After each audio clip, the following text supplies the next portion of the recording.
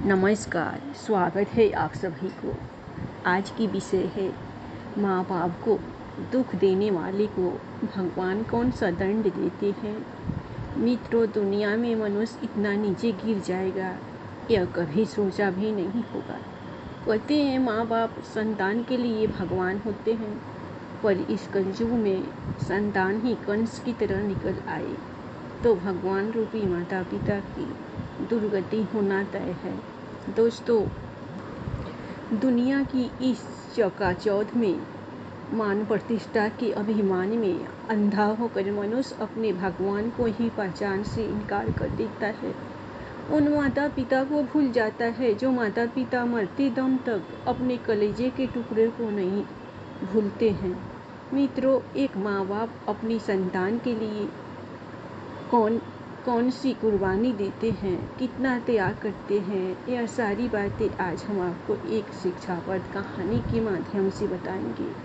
और रही बात, इसको कहानी मत समझें, इसको एक चेतावनी की तरह समझें। इसीलिए आप लोग इस कहानी को आधा अधूरा सुनने की गलती मत करना, क्योंकि आधा अधूरा ज्ञान नरक जाने के समान तुल्य होता है। दोस्तों, एक आदित्यपुर नाम के गांव में एक दंपति रहा करती थी। शादी के 25 वर्ष बीत जाने के बाद भी उनके घर में किसी संतान ने जन्म नहीं लिया था, तो उन्हें गांव वाले बाज कहकर बुलाते थे। तो वे दोनों और दुखी होकर रात दिन आंसू बहा बहा कर चिंतित होने लगे। तभी उन दोनों को सुझाव आया कि एक बार भगवान के दरबार पर जाकर मन्नतें मांग कर देखते हैं, यदि हमारी बात सुन ले तो हमारा सारा दुख दर्द खत्म हो जाएगा। फिर एक दिन वह पति पत्नी भगवान के आगे हाथ जोड़ करके जब बैठते तो कहते, हे प्रभु, बस मेरी गोद एक बार भर दीजिए, मैं आपको प्रसाद चढ़ाऊँ, आपके सामने भजन कीर्तन करवाऊँगी। काफ़ी इलाज और पूजा पाठ करवाने के बाद आखिर एक दिन वह शुभ घड़ी आ गई जिस दिन उनके घर में बेटे ने जन्म लिया। उस समय वे दोनों पति पत्नी की खुशी का ठिकाना नहीं था। बहुत प्रसन्न थे, क्योंकि इतना इंतजार करने के बाद उनके घर में पुत्र का जन्म हुआ था। मित्रों, बेटे के जन्म लेने के तुरंत बाद जब डॉक्टर ने माँ से कहा कि माँ जी, आपका बेटा पूरी तरह से स्वस्थ है और सुरक्षित है, लेकिन थोड़ी सी कमी है, इतना सुनते ही वह अचंभित हो गया। फिर माँ ने कहा कि कहो डॉक्टर, क्या कमी है हमारे बेटे में। महिला डॉक्टर जो थी उसने कहा, वैसे तो बेटा पूरी तरह से सुरक्षित है, लेकिन बेटे की एक आँख नहीं है। तुम्हारा यह तो बेटा है, वह एक आँख से अंधा है। माँ ने बेटे को अपने सीने से लगा लिया और कहने लगी कि कुछ भी हो, कैसा भी हो, है तो मेरा बेटा ही। मेरा बेटा वे एक आँख से अंधा है तो क्या हुआ, मेरे लिए तो यह किसी कीमती रत्न से भी बढ़कर रत्न है। मित्रों, एक माँ के लिए उसका बेटा कितना कीमती होता है, यह एक माँ ही बता सकती। वह चाहे जैसा भी हो, चाहे वह काला हो, कुरूप हो, अंधा हो, विकलांग हो, कैसा भी हो, लेकिन एक माँ के लिए तो उसका बेटा उसके जिगर का टुकड़ा होता है। फिर माँ ने अपने बेटे को उठाकर अपने सीने से लगाया और दोनों आंखों से आंसुओं की धारा उसके बहने लगी। माँ ने कहा, भगवान, तूने यह क्या कर दिया। इतने दिनों के बाद तुमने मेरी सुनी को तो भरा, लेकिन बेटे की एक आँख छीन ली।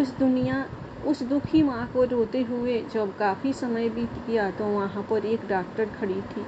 डॉक्टर ने कहा, माँ जी, आप रोइए मत, आपका यह बेटा देख सकता है, लेकिन उसके लिए आपको कुछ सालों का इंतजार करना होगा।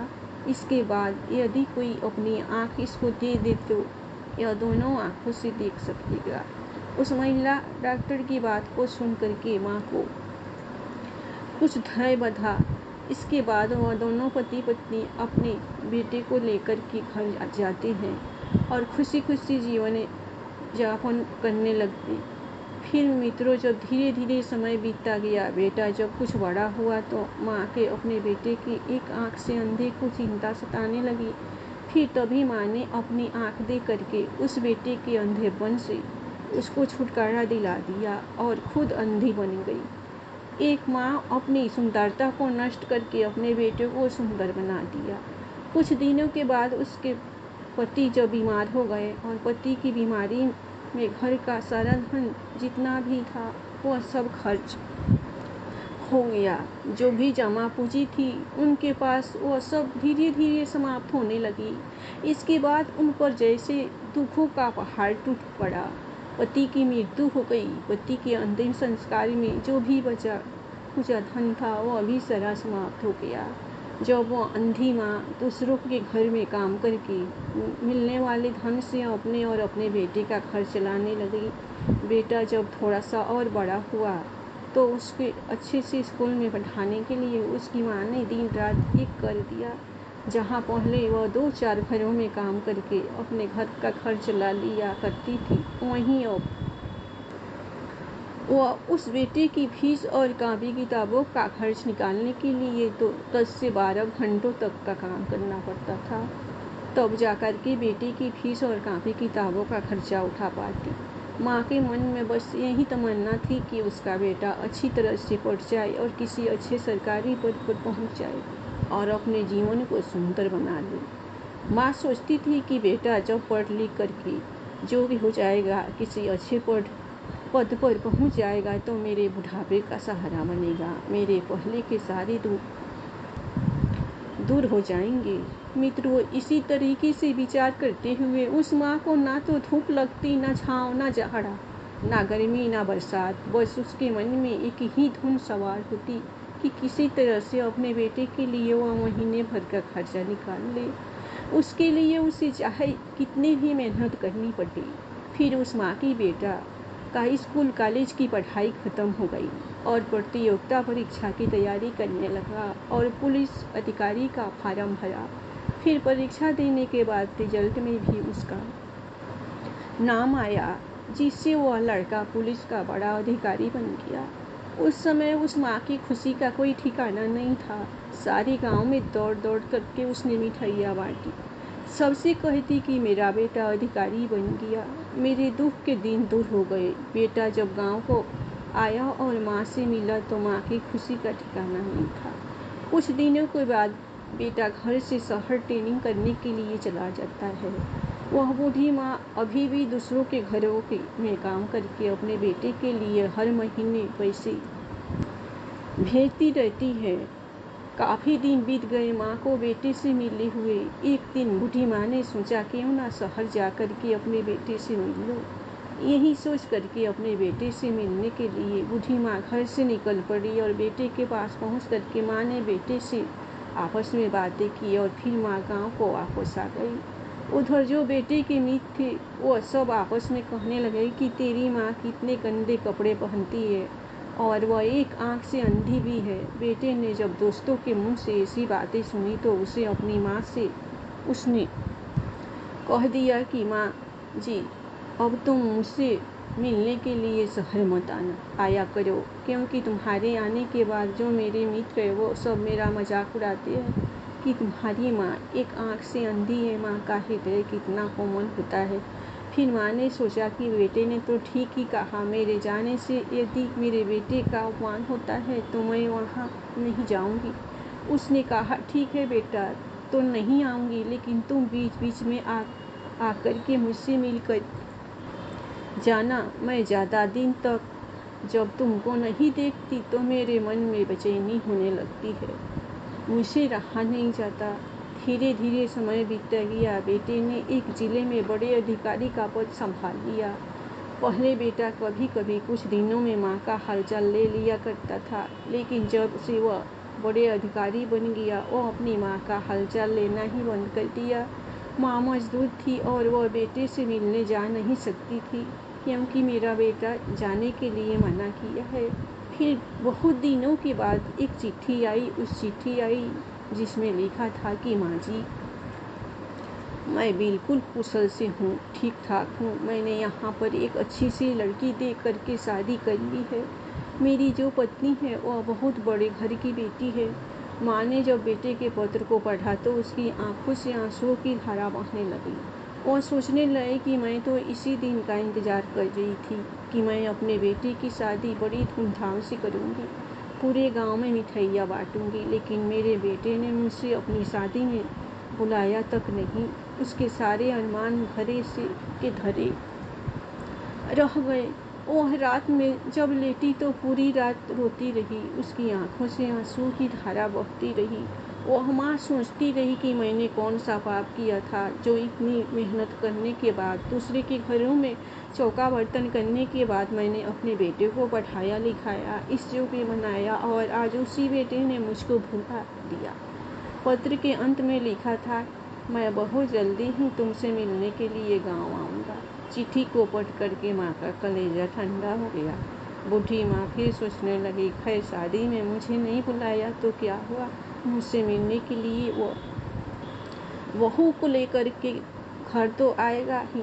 यही सोच करके बहू और बेटे के कुशलता की कामना भगवान से करते हुए वह बूढ़ी माँ अपने दिन को गुजारने लगी। फिर कुछ दिनों के बाद जब दूसरी चिट्ठी आई तो उस चिट्ठी में लिखा हुआ था, माँ जी, मेरे घर में पुत्र का जन्म हुआ है, आपको पोता हुआ है। पोतों की बात सुनते ही बुढ़िया की खुशी का ठिकाना नहीं रहा। आखिर बार वह पोते को देखने के लिए धीरज नहीं धर सकी। उसके मन की प्रबल जिज्ञासा उत्पन्न हो गई। आखिर एक दिन वह बूढ़ी माँ अपने बहू और बेटे और पोते से मिलने के लिए अपने घर से चल पड़ी। फिर वह शहर पहुंची और जहाँ बेटे का आवास था, जो सरकारी आवास बेटे को रहने के लिए मिला हुआ था, बूढ़ी माँ पता लगाते लगाते उसी आवास पर पहुंच गई। आवास के बाहर जो तैनात सुरक्षाकर्मी थे, उन्होंने उस बूढ़ी माँ को आवास के अंदर जाने से रोक दिया। फिर वह बूढ़ी माँ कहने लगी कि यहाँ जो तुम्हारा अधिकारी है वो हमारा बेटा है। लेकिन उस बूढ़ी माँ की हालत को देख करके कोई भी विश्वास नहीं कर पा रहा था कि यह वास्तव में जो उसके साहब है उनकी माँ है। वह काली कल्लूठी एक आँख से अंधी, और जब उनके साहब की माँ कैसे हो सकती, यह कोई विश्वास ही नहीं कर रहा था। अंत में हार करके उस माँ ने कहा कि यह जो तुम्हारे साहब है यही मेरे बेटे हैं। तुम लोगों को यदि विश्वास नहीं हो रहा तो यह देखो, उन्हीं के हाथ में लिखा हुआ यह पत्र है जो उन्होंने हमको भेजा था।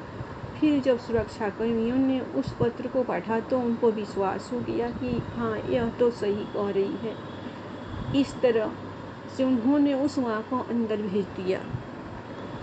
बहू और बेटे से मिलने के लिए माँ जैसे ही आंगन में पहुंची तो झल्ले में एक बेटी झूल रहा था। उसको देख करके उसका हृदय करुणा से भर गया। माँ सोचने लगी कि बेटे और बहू से तो बाद में मिल लूँगी, पहले अपने पोते जी से भर के दुलार कर लो। यही सोच करके उस माँ ने पालने में लेटे हुए बेटे गोद में उठा लिया। जैसे ही अपनी गोदी में उठाया, एक अपरिचित हाथों के लगते ही उसकी यह बेटा जोर जोर से चिल्लाने लगा। आवाज़ को सुनते ही बहू और बेटे दोनों बाहर आ गए। बहू ने आते ही कहा, बुढ़िया तू कौन है और यहाँ कैसे चली आई? ये तेरी हिम्मत कैसे हुई मेरे बेटे को उठाने की? मित्रों, फिर माँ ने कहा, कोई गैर नहीं, मैं तो तेरी सास हूँ, और यह जो तुम्हारे बगल में तुम्हारा पति है, मैं इसकी माँ हूँ। फिर बहू ने कही कि जा बड़ी आई सास बनने, अपनी शक्ल आईने में देखा है, तुमने काली कलूठी एक आँख से अंधी भिखारी है, और तू कहती है कि तू मेरी सास है। बहू अपने पति की तरह मुँह करके कहती है, क्यों जी, यही तेरी माँ है?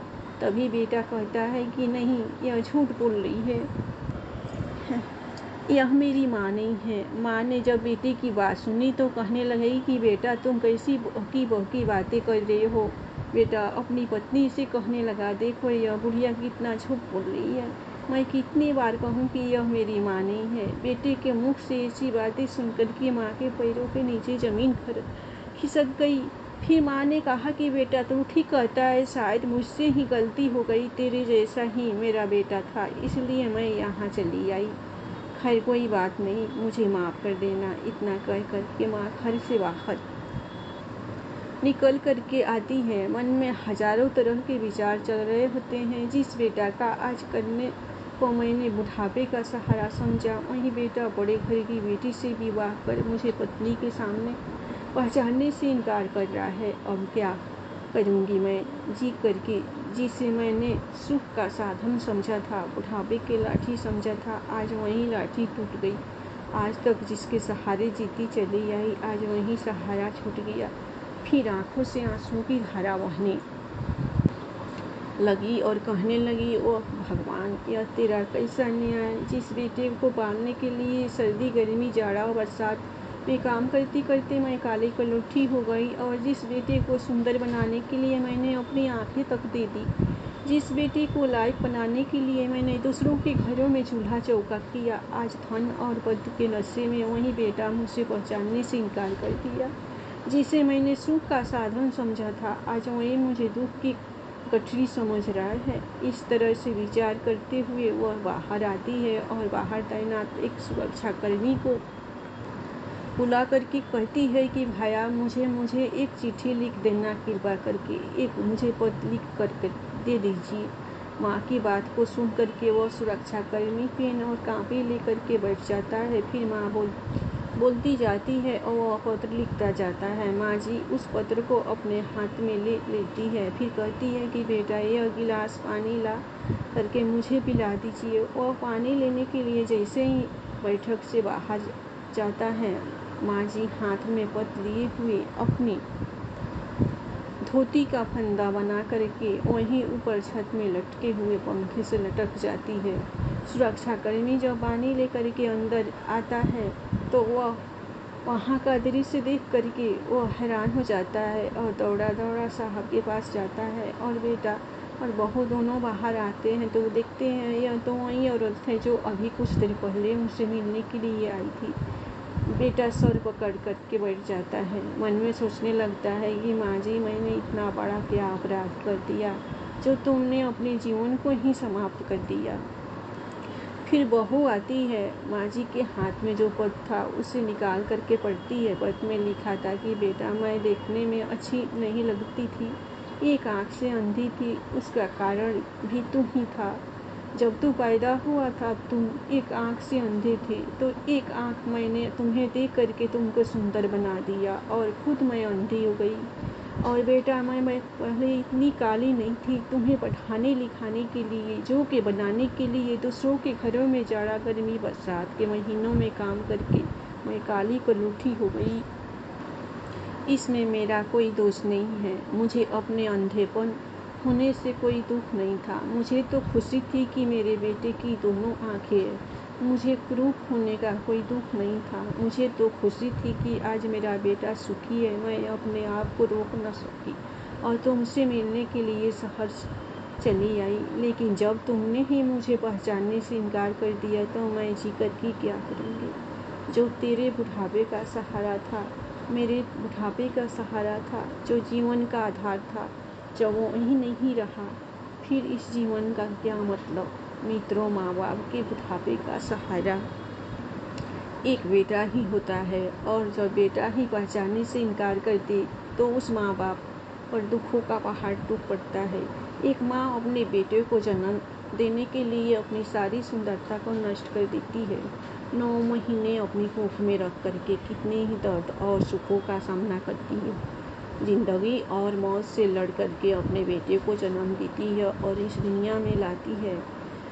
बेटा जब बिस्तर को गीला कर देता है तो वह खुद गीले बिस्तर में लेटती है। मित्रों, माँ बाप इस धरती के भगवान हैं। उनकी जितनी भी पूजा की जाए, जितनी भी सेवा की जाए, सब कम है। मित्रों, एक माँ के कर्म है। एक माँ के लिए उसकी संतान कितना मायने रखती है वो बताने की जरूरत नहीं है। एक औरत को चाहे जितना सुख हो, ऐसा आराम की सारी चीज़ मौजूद हो, लेकिन यदि उसकी गोद सुनी है तो उसके लिए सब कुछ व्यर्थ है। दुनिया का सारा सुख व्यर्थ है। दोस्तों, इस संसार में केवल माता पिता ही ऐसे हैं जो आपके सच्चे हितैषी है।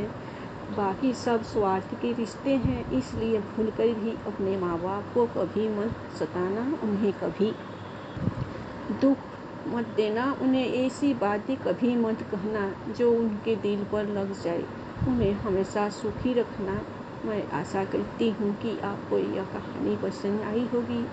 और यदि इस चैनल धार्मिक ज्ञान पर नए हैं तो चैनल को सब्सक्राइब कर वीडियो को लाइक करें और शेयर ज़रूर करें। धन्यवाद। प्रेम से बोलिए हर हर महादेव, जय श्री राम, नारायण लक्ष्मी की जय।